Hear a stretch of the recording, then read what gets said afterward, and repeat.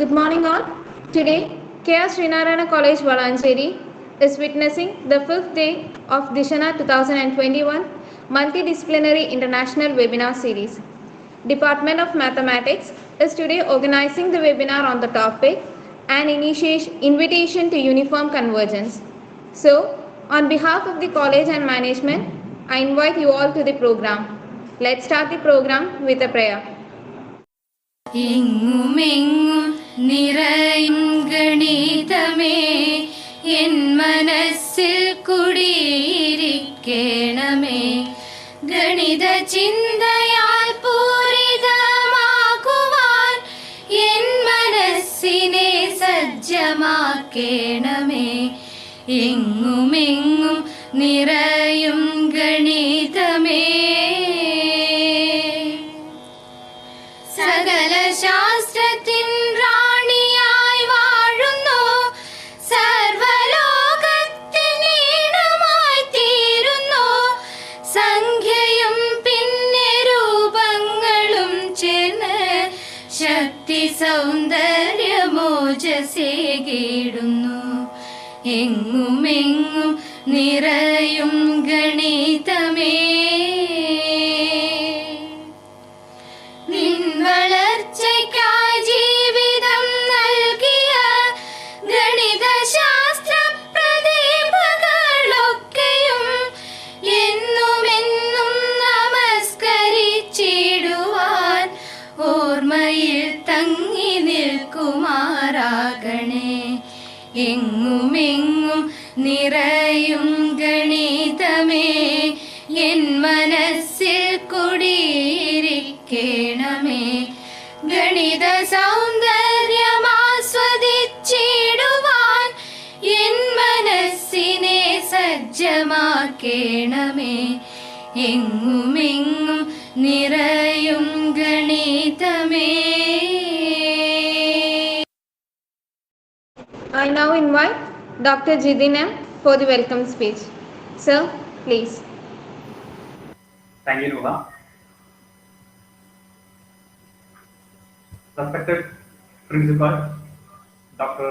Anil sir, our distinguished Chief Guest, Mr. Krishnarjun, from Harishchandra Research Institute, Allahabad, other dignitaries, and all the participants, very good morning and have a nice day. Today, we are in the 5th day of Dishana 2021. And today we are discussing about an invitation to uniform convergence. So, on the behalf of Dishana 2021, it is my immense pleasure to welcome you all to this session. First of all, I would like to welcome Dr. Anil B, Principal, K.R. College. Welcome you, sir. And I would like to welcome our resource person, Mr. Krishnarjun K. Welcome you, sir. Also, I welcome Mr. Adib Bagir and Ms. Adulya K, assistant professors from Mathematics and Statistics. Finally, I would like to welcome all the teaching, non-teaching staff and students from our college and also from other institutions. Those are presented in this section. So, once again, I welcome all of you. Thank you. Thank you so much. Thank you, sir. Next, I invite Mr. Adib Burgess for the presidential address. Sir, please. Thank you, Nuha. Good morning, everyone. It is a golden opportunity to attend a seminar on convergence. In mathematics, convergence is one of the important concepts. It is very much useful to study the behavior of functions. This seminar will help us to get a good understanding on convergence, uniform convergence, and the difference between these two. Luckily, we have got one of the best resource persons who can talk about this. Once again, I welcome Mr. Krishnarjun to our seminar. I also want to convey my regards to Dr. Jidin, head of the Department of Physics, who played a vital role in conducting this multidisciplinary webinar series. So I hope this seminar will be useful to each one of you present here. Thank you. Thank you, sir. Now, we are moving on to a session. It is time to invite our chief guest, Mr. Krishna Arjun K, researcher at Harish Chandra Research Institute, Allahabad. Sir, I cordially invite him. Sir, please. Hello, can you hear me? Yes, I sir. hope you can hear me. Yes. Yeah, so let me just try to share my screen first. So it will work. So yeah, once again, I thank the organizer for this opportunity to talk to young students from Kerala, and I shall stick to English, but if you have any questions in Malayalam, I can answer them. Anyway, yes. So I I was informed that the students or the majority of students who will be attending are not mathematics majors. So my aim of this talk here is not to define anything or to prove anything. It is to inspire and motivate you to think about certain questions, think about uh, certain uh, interesting results regarding limits in mathematics and why we study those limits and why the concept of convergence and continuity are such essential objects in the study of mathematics. Okay, so yeah, and another thing, if you have any questions, please I guess raise your hands. I hope the organizers will take care of that. If you have any questions, we can have them in between the session, or we can have it towards the later end. Okay, right. So we start with something very simple. So for every n, so n is a natural number. This is a set of all counting numbers 1, 2, 3, 4, etc.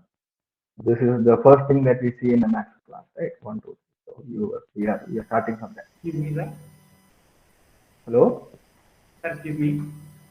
Yeah. Yeah. You are audible, but your voice is not much clear, sir. Okay. Okay. Let me. Is it better now? Yes, sir, of course. Okay. Yeah. If this problem persists, please let me know. I will change something here and hopefully it will be better. Okay. Okay, sir. Right. So we start with natural numbers, and then for every natural number. So I hope you guys know what is a real number, what are the rational numbers, and etc. We will not be needing complex numbers. So at least this much, and I also expect you to know what is R2. Right. So for every natural number, we can associate a real number. Let's say f. Okay. Let's keep things simple. Let's say you have 1 by 1, which is equal to 1. Here we have 1 by 2 is equal to 1. Here we have 1 by 3. This is in a slightly technical term.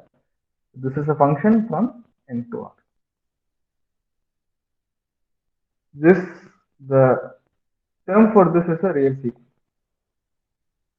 So you have some numbers, you have a collection of numbers, and more importantly, the order of those numbers is very much important. For example, the sequence 1, 1 by 2, 1 by 3, which we discussed earlier, this is not the same as the sequence 1 by 2, 1, 1 by 3, for example. So this is a very important distinction, and we will see why it is important later on. Right. So we can ask the question: what will happen? What will happen if your n? So this is my n, and this, as you might have guessed, this can be written as 1 by n. Okay, so we ask the question: what will happen if n is very large? Now, a very large means this can mean uh, many things to many people. Right. So we can, for example, n is equal to 100 might be large for some people. N is equal to 100 to the 100 might be large for some people. So in order to uniformly address all these largeness, we let n go to infinity. What does this mean? So we take n to be very, very, very large. So as large as a number you can imagine, and even larger than that. So we are in a and we want to ask what will happen to 1 by n.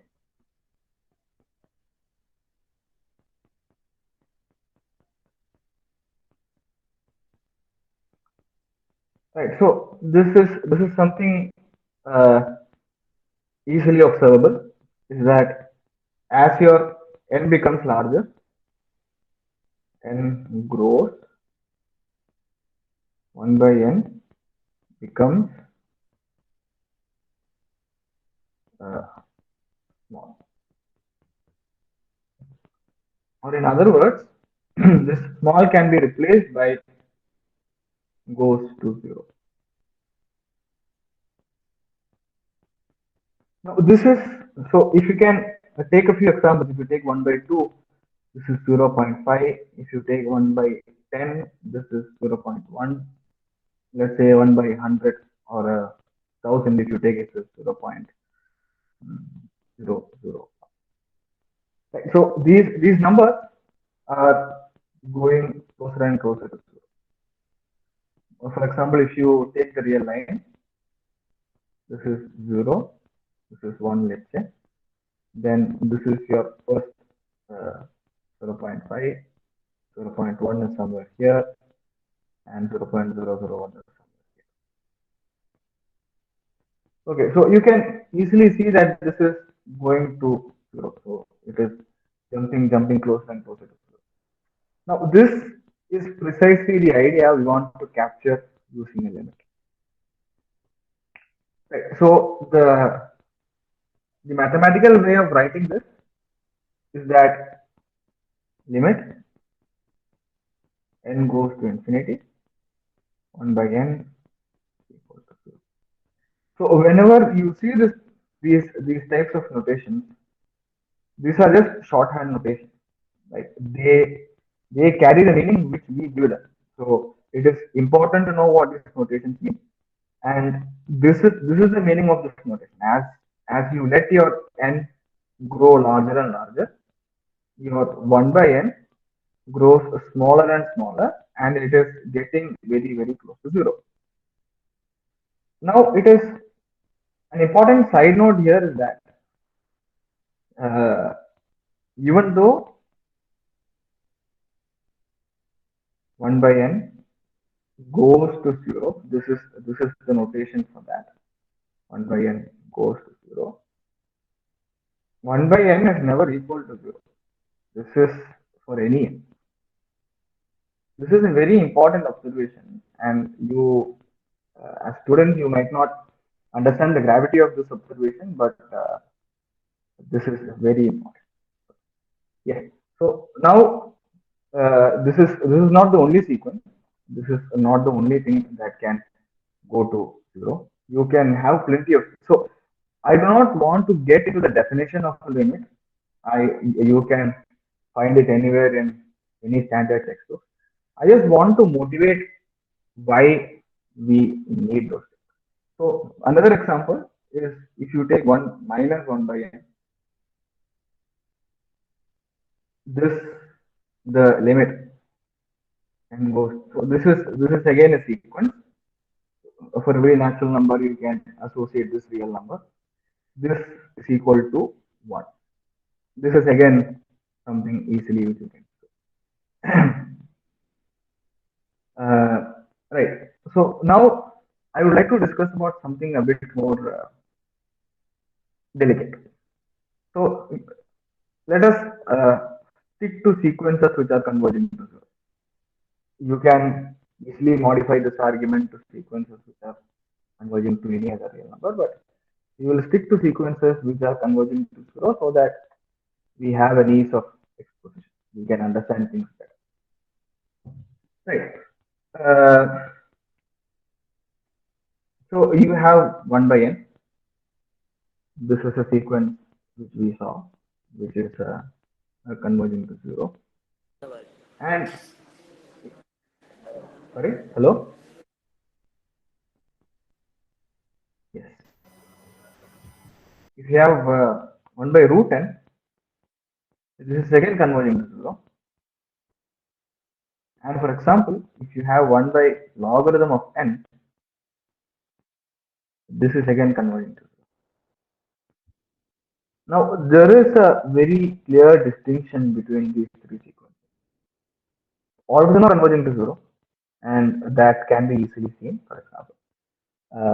But let's say you fix n is equal to, for example, let's take log to the base 10, not log to the base e, log to the base 10. You fix n is equal to a 10,000.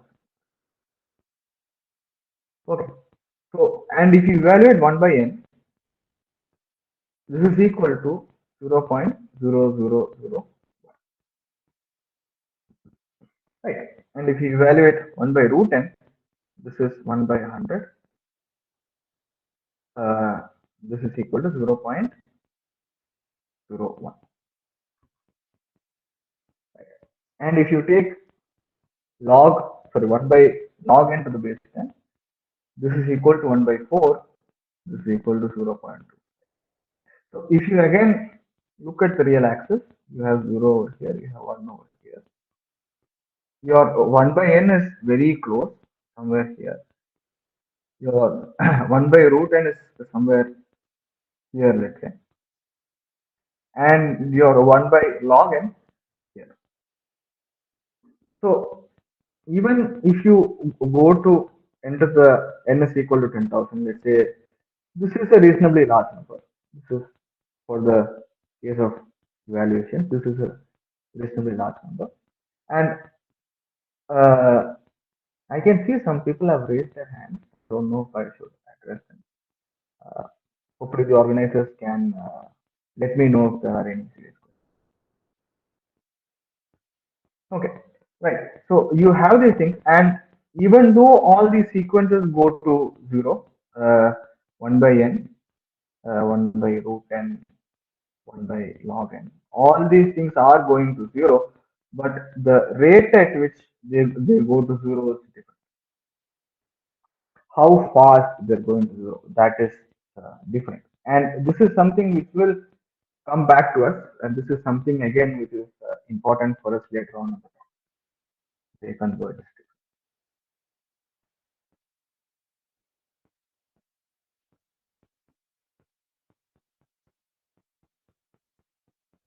Okay. Now keep this here for some time, and we shall actually look at something a bit more interesting, which I have. I thought I'll discuss with you. So you can use this definition or the intuitive idea of a limit to evaluate sums. So if you have some, instead of so okay, we shall introduce some notation. A of n is a sequence from n to r. Let's say real value sequence, and A of n is a sequence from n to r. Then limit n goes to infinity. A of n is what we are interested in.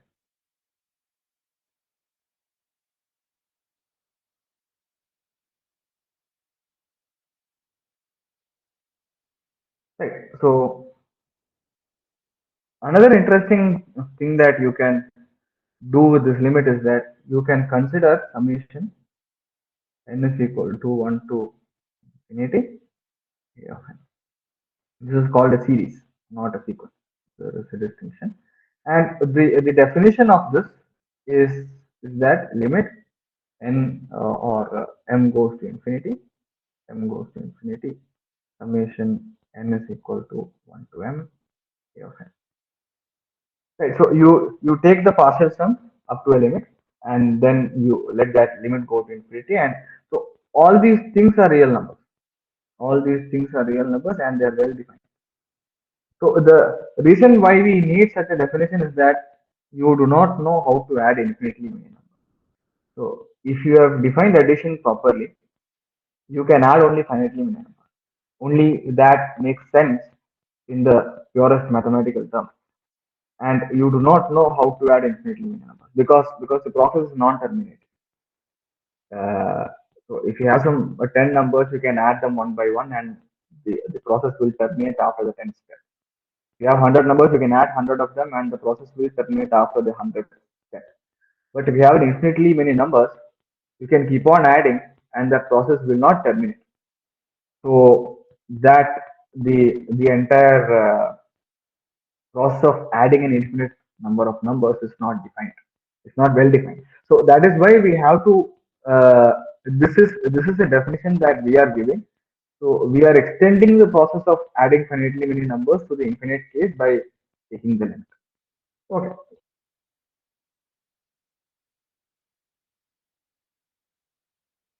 Again, we can define this limit. Now we can always ask this question: Does this always make sense?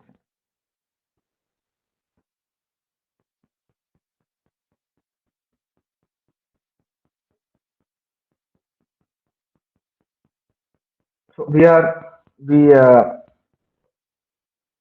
if you take 1 by n, it may if you take an is equal to 1 by n and consider the sequence, not the series. If you consider the sequence as we saw earlier, u e n c. If you consider the sequence, it makes sense. But if you consider some other sequence, it might not converge anywhere. For example, yeah, I should have done this earlier.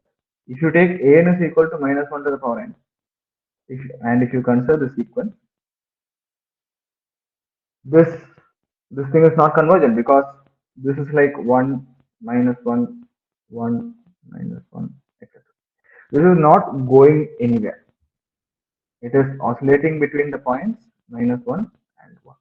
So the first term is or the first term is here, the second term is here, third term is here, fourth term is here. So it is jumping from here to here again and again, back and forth. So this is what is called an oscillatory sequence, and so in this situation we say limit does not exist. Okay, I think I am a bit behind time, so I shall be a bit faster because I need to get to you in some. Right. So now the same thing can happen with the series. For example, if you even if the sequence is convergent, the series might not converge. That is a standard example is that if you take summation 1 by n, n is equal to 1 to infinity, this thing diverges. Or in other words, we say this thing goes to infinity. Another way of saying this is that becomes arbitrarily large.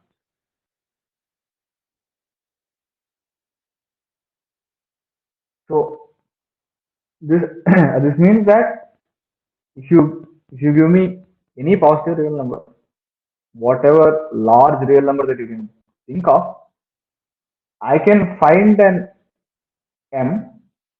So if my r is a very big real number,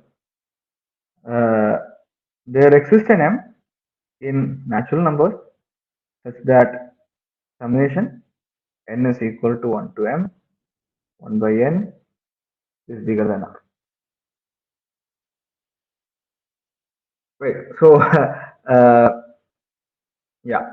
So these type of sequences also exist, and we should be careful. So this is a very delicate process. You do not know whether a sequence converges or diverges, and in most cases, these are very important and hard problems to just even to determine whether a sequence is convergent or not, this is an extremely hard problem in most cases.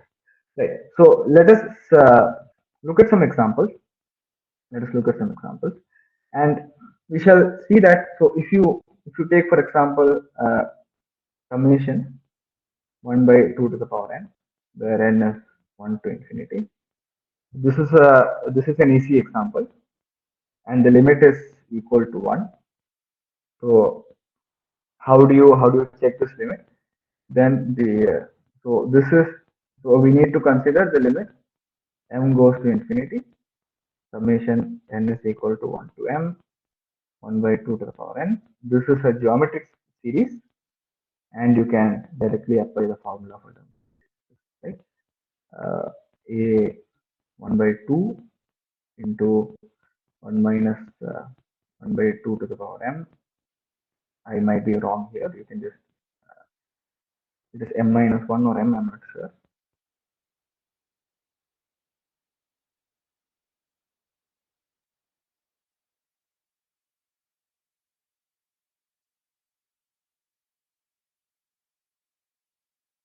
Limit m go to infinity.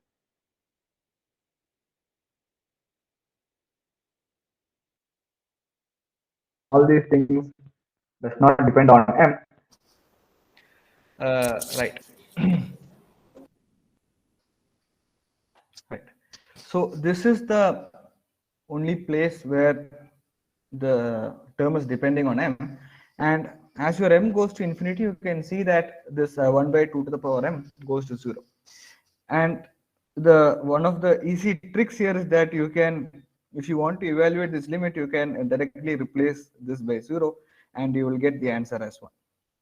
This is a very nice trick, and it is one of the first things that actually attracted me towards this type of mathematics. Anyway, now just out of a curiosity, we can ask the question, instead of considering 2 to the power n, we can consider n to the power 2. So we can ask the question, what is summation n is equal to 1 to infinity 1 by n squared? This is an extremely hard problem. This was actually solved by Euler, I think, Euler or Gauss, I don't know, but I think it is Euler who first did this. And this is not an easy problem to solve. And so to show that this is to show this is convergent is easy.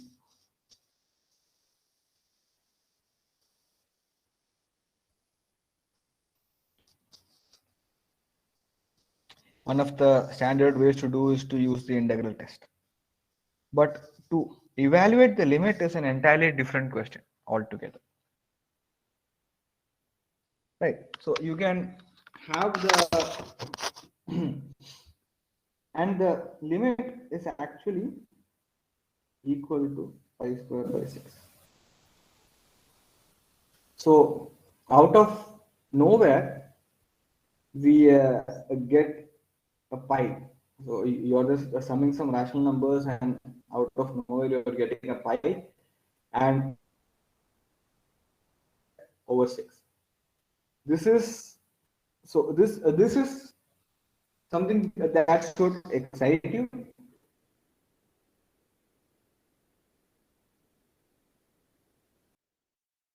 And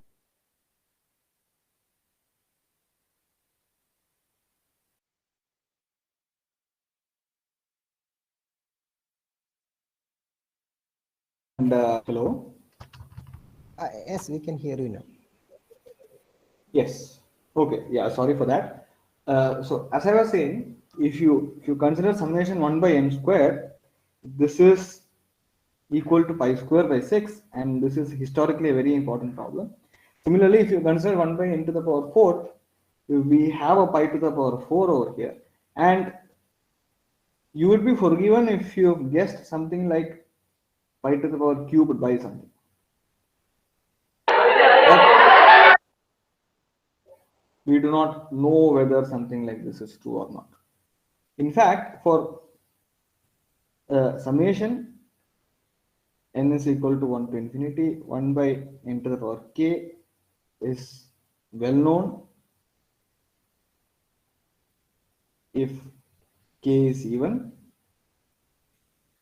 and is uh, unknown in all senses of the word if k is odd. We do not even know what if, like we can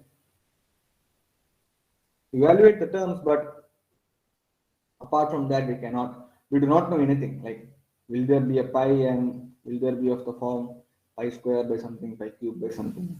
We have absolutely no idea. So this itself should be quite a motivation for you to think about these limits, think about what will happen if we work with these limits, right? So we know all these things are convergent, but to evaluate those limits is an entirely different problem on its own, right? And the other, okay, yeah, that I just want to let you know here. Now we have some other interesting sequences. We saw that summation 1 by n diverges, right? N is equal to 1 to infinity, this thing diverges. But if you add and subtract ordinate terms, if you put minus 1 to the n by n, this thing converges to log 2. This is log to the base e. So there is an, so these things are called conditionally convergent.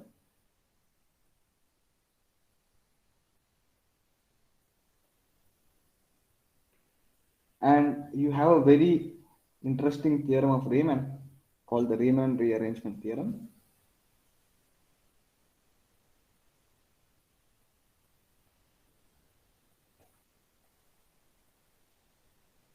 This is one of the most interesting theorems when I was doing my BSc. So this is it says that you can rearrange the term of a series and then you can make it converge to any real number that you want. And yeah, so you can just Google this Riemann rearrangement theorem, and I ask all the students here to at least go and read the Wikipedia page of this theorem, and hopefully it will excite you. Okay, now another interesting thing is that so far we are looking at so if you have your n to r, right? We are looking at sequences from n to r. Now we can ask the same question, like we can take a sequence from n cross n to r. This is called some people call this a double sequence, but that is a very I should say non-standard terminology. Okay.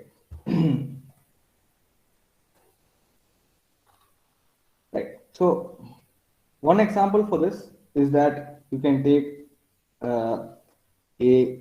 So here I will.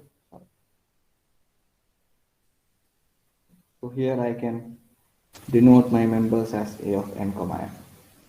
Okay. You can define this to be n. Again, so here it is easy. You can ask limit n goes to infinity. So here this is a very important concept. So here you have limit n going to infinity, and at the same time you have limit m going to infinity.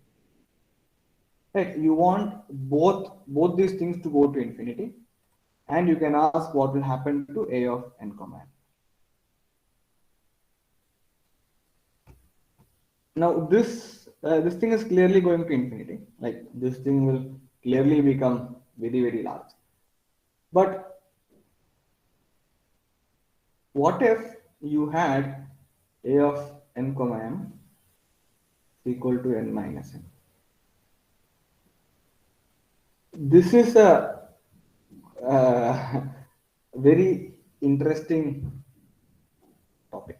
So this is a very interesting question, and I asked you what is limit n going to infinity, limit m going to infinity, n minus m. Now, as your so what does this notation mean? This means that first you fix an n, and let m go to infinity. Right, and next change the m. So first we have to let our m go to infinity, and then we have to let our n go to infinity. So that is the meaning of this. And say we fix our n is equal to 1, let's say, then limit m go to so we want to evaluate the limit 1 minus m. This is clearly equal to minus infinity, whatever that means. So this means that your this thing will become arbitrarily small. So it is going in the opposite direction of infinity. And similarly, if your n is equal to 2, you will get the same thing, minus infinity. N is equal to 3, you will get the same thing. So therefore, if you take limit n going to infinity of minus infinity, so to speak, this is equal to minus infinity. So this limit n going to infinity, m going to infinity, this is equal to minus infinity. But what about the other limit? What if we do limit m goes to infinity outside and limit n goes to infinity inside? You take n minus m, do the same thing. Now this for m is equal to 1, the same same definition will hold. Whatever definition you have here, that will hold, and you can, so this will become limit n goes to infinity.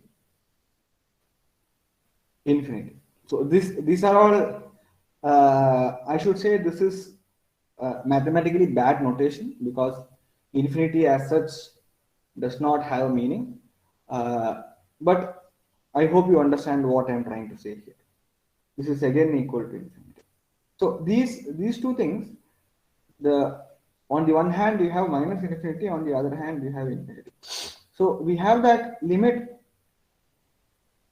n going to infinity, limit n going to infinity, something is not always equal to. So this is a question mark. This is not always equal to limit m goes to infinity, limit m goes to. Okay, so I mean we had an example here. This example, whether you take limit n goes to infinity or m goes to infinity, this example is the same. So here you are allowed to interchange the limits, but here you are not allowed to interchange the limits, because we have two different answers when you evaluate this limit. In fact, so we want our m and n to go to infinity, right? We do not know in how fast or how slow they can go to infinity. For example, if you take your m to be equal to n plus 2, let's say, we are still considering this sequence n minus m. And you consider limit m goes to infinity, limit n goes to infinity, n minus m. Okay, so if you take this condition, you can remove this limit, and you can replace this entire thing by limit n goes to infinity, n minus n plus 2. I hope this makes sense. And this is equal to minus 2. Right. Similarly, you can, depending on how you are evaluating this limit, you can make it converge to any number you want, right? So the idea is that suppose you have you make a table. So let's say this is A11, A12, A13, dot dot dot dot. Here you have A21, A22, A23, dot, dot, dot. And you have A31, etc., etc. Here also we have. Now in the earlier case, so here you can go, so you need to start from here. This is the starting point, and this is as you go along this direction, this is equal to m goes to infinity, n goes to infinity, vaguely speaking. So you want to reach here, so you want to start from here, start from this point, and then you have to reach this point. Now you can, so the path which you are taking is not given to you. The first time, so let's say this is a of n comma m, right? Yeah, this is a of n comma m.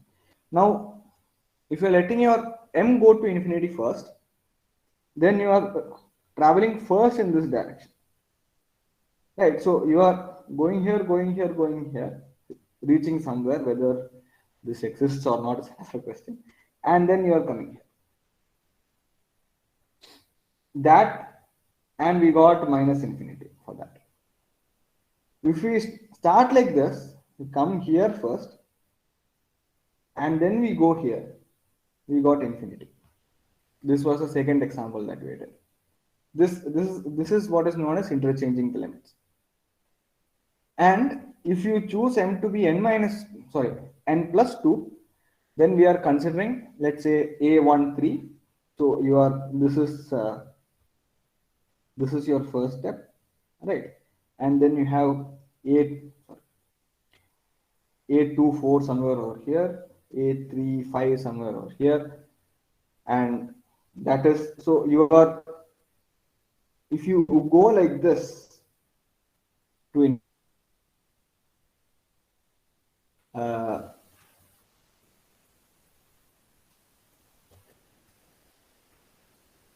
then you got the answer as minus 2. Right, so you have to start from here, and then you have to end here, and depending on which path you are taking, your limit is changing. Right, so it is somewhat is another example of this behavior is you can just play with n minus n. Another example is that you can take 2 to the power n minus n, and you can try all these things, and you will get different answers depending on which path you're taking. You can even try to take a path which is like this, which is in a zigzag motion, and see what is the limit that you're getting. Okay, so all these are interesting examples, and really enlightening examples, so to speak. So you will be able to understand a lot about limit, process of a limit, if you do all these exercises and examples. Okay, so now we saw a lot about sequences today. We saw that sometimes the limit might exist, sometimes it might go to infinity, it can go to minus infinity, it can oscillate between 2 points, and we saw depending on which path you are going to infinity, the limit might change. So the whole idea is that this is again something I mentioned earlier in my talk, the rate of convergence. How fast is your, so even if you take this example, we can ask how fast are m and n going to infinity. In the first case, here your n is fixed. Here for every n, your m is going infinitely fast. Like your n is fixed at one point, and your m is going to infinity. So the rate of convergence of M is very, very big, like very fast as compared to N. Similarly, here you have the opposite. Your M is fixed and then your N is going to be infinity. But here, your M and N are going to infinity almost together. If your M is just 2 steps ahead of N, so to speak. And depending on that intricate detail, so if you had taken N minus 2, your limit would have been different. Right. So depending on how fast or how close these M and N are, the limit will change. And that is something we are not very happy about, because we might encounter places where we should be, so we need to interchange limits.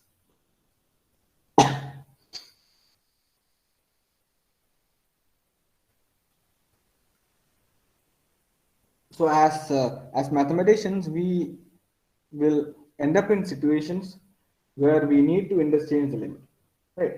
Okay, so this is, so again you have a lot of theorems in this direction, when you can interchange, when you cannot interchange. Again, I don't want to go into that. Right. So the whole takeaway from this is that you must be able to, so you must keep track of the rate of convergence of different variables. That is something which is not quite emphasized in general bachelor's classes, for example, but that is something you should always have in your mind. Okay, something is converging, fine, I'm happy, but it is always interesting to know or important to know how fast it is converging. Right. So now, we can talk about convergence for functions. Convergence of functions.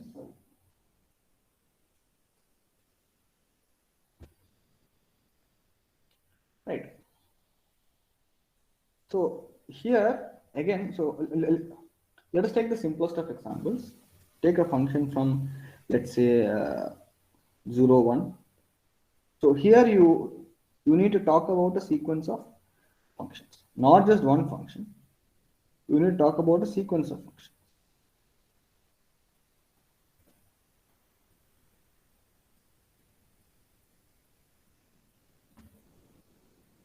Now, so what does that mean? For every natural number, you have a function. Instead of a real number, you have a function, right?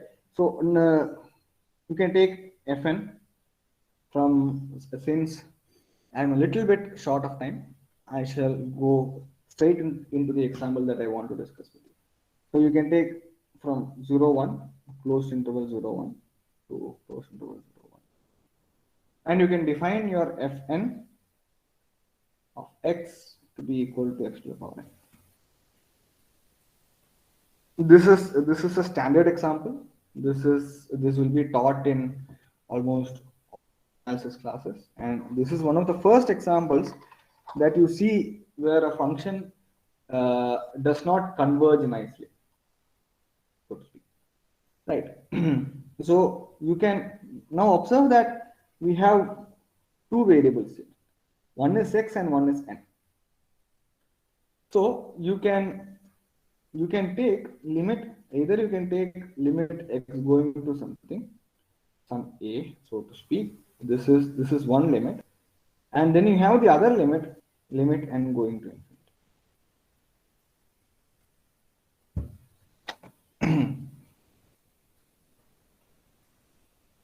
So now, and you can put fn of x over here. This is a very interesting question, right? You can ask what will happen to this. Now, hello, am I audible? Sir.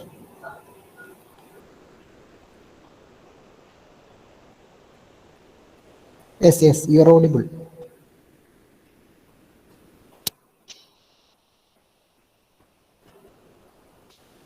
Yeah, I think I'm audible now. I'm sorry because the internet is very weak here. Hello? Yes, we can hear you. I think You are it's audible. yes, yes, thank you. Yeah, we can ask this, what will happen as your x is going to something, x is going to a, where your a is an element of 0, 1. And you can ask what will happen as your n goes to infinity. So now this is, we can try to apply the interchange of limiting thing that we saw earlier, right? So uh, so if your a is strictly less than 1, okay, now let us first evaluate this limit. You choose an a, okay, you fix an a inside 0, 1, okay, and you let your consider limit x going to a, limit n goes to infinity, fn of x. Since I am once again I'm a bit short of time, I shall take my a equal to 1. I'm just letting out the suspense, but I'm a bit out of time. So, right. So we are interested in this limit. X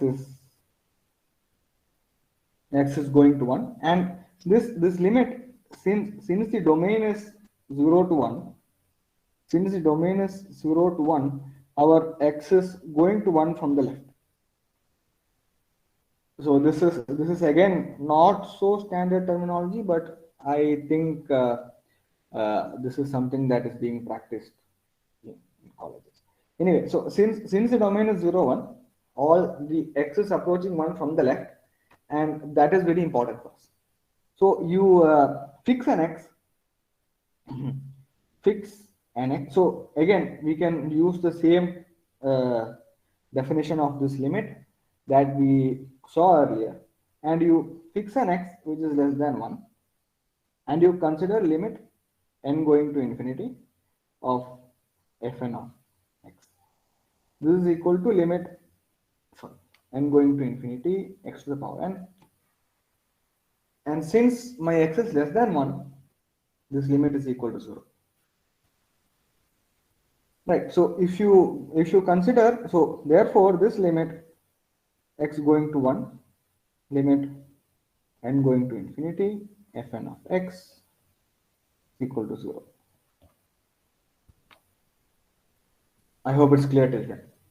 But if you interchange these two things, if you put it here and if you put it here, sorry, I reversed here. If you interchange these two limits, then you will get limit, let's say limit n going to infinity, limit x going to 1, fn of x.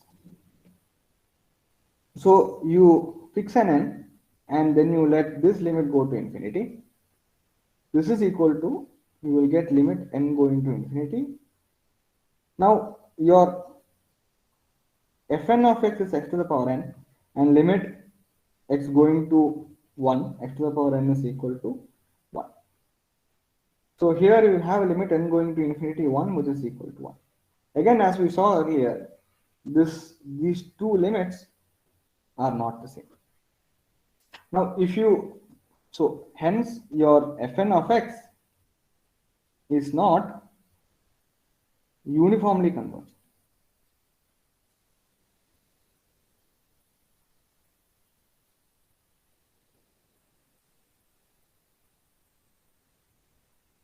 I hope this makes sense. Right. So this is, you might have seen uniform convergence in some other situation where your epsilon should not depend on n or whatever. This is an I should say different way of looking at it. And so basically we ask the question, when can we interchange limits? And if you want to interchange limits, you must be careful of, so if you are interchanging limits, you will always have at least two variables. And if you want to interchange the limits, you should be careful of how these two, how fast or what is the rate of convergence of these two limits. And it is always that which will depend or determine whether you can change the limit or not. Okay, just a last, I'll just draw a last diagram. This is again a standard diagram which many of you might have seen. This is one, let's say. So if you take, this is f of x equal to x, this is f of x equal to x squared, this is f of x equal to x cubed, this is x to the power 4, etc., etc., etc. So if you take a point here, then it is going to 0 very fast. So it is, first of all, it is starting from here, then it is jumping here. So in the fifth step, so to speak, it will be here. But at the same time, if I take a point here, in the fifth step, it will only be here. So the rate at which your each point is going to 0, the rate at which each point is going to 0 is dependent on that point. And that is precisely why this is not uniformly convergent.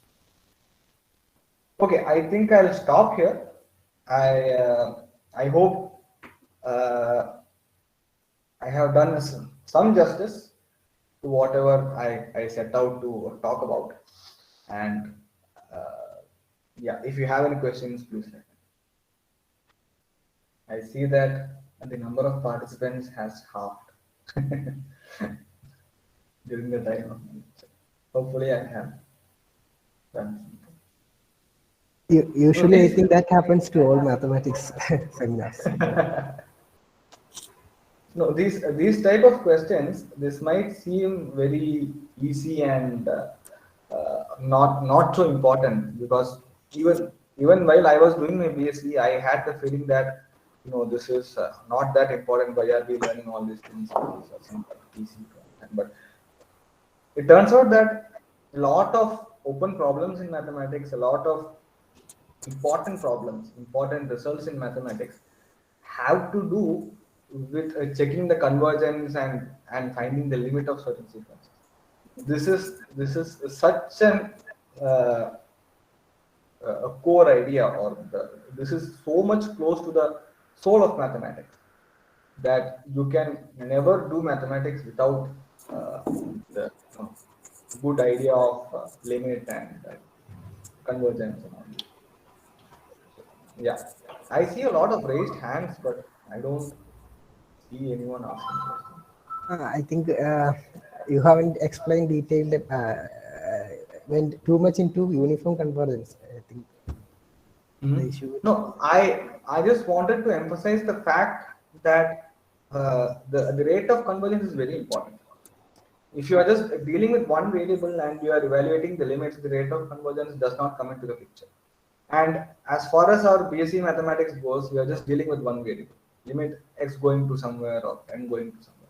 But the moment you have two variables, the rate of convergence of these two different variables are extremely important, and they will determine the behavior of your limit. And that is why we need very strong conditions to interchange the limit. If you remember some of the theorems like Fubini's theorem, etc., you need very strong conditions if you want to interchange the limit. And the moment you can interchange the limits, you can take whatever path, starting from 0, 0 to infinity. You can take whatever path you want and you will get the same limit. That was my whole idea of while I was preparing this talk. Yeah, hopefully I have got it through.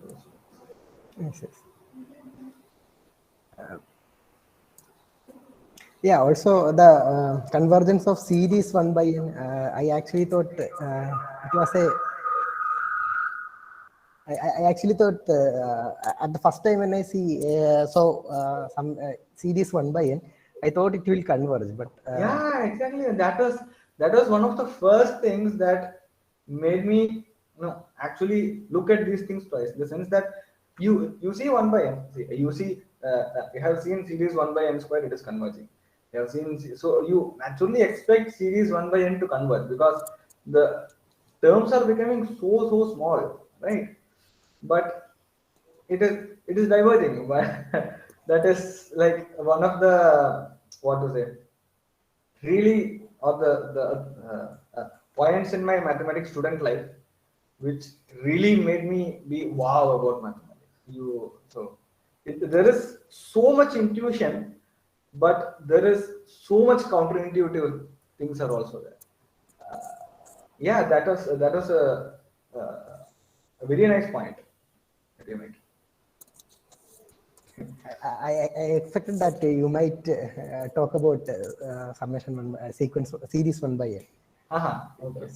No, but I was actually thinking about uniform convergence, and I wanted to get to the two variable case as soon as possible. So that is why I left it there. Yes, we have Muhammad Shahid P who has raised a hand. Don't know if we did it simply or. So are these your students, or do Yeah, we have some? they are my students. Good.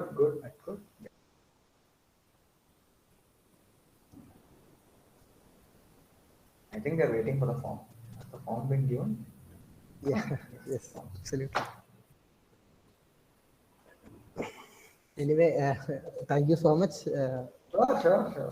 It is always nice to talk to young students. Like, you, hopefully, some of them are inspired to learn mathematics. Yeah, thank you for inviting me. Thank you for organizing such a wonderful thing. Okay, thank you, sir. So now I think it is time to wind up the session. I now invite Ms. Adulya K for the vote of thanks. Ma'am, please. I would like to express my gratitude to all esteemed delegates of the webinar for their presence and contribution to make this webinar a great success.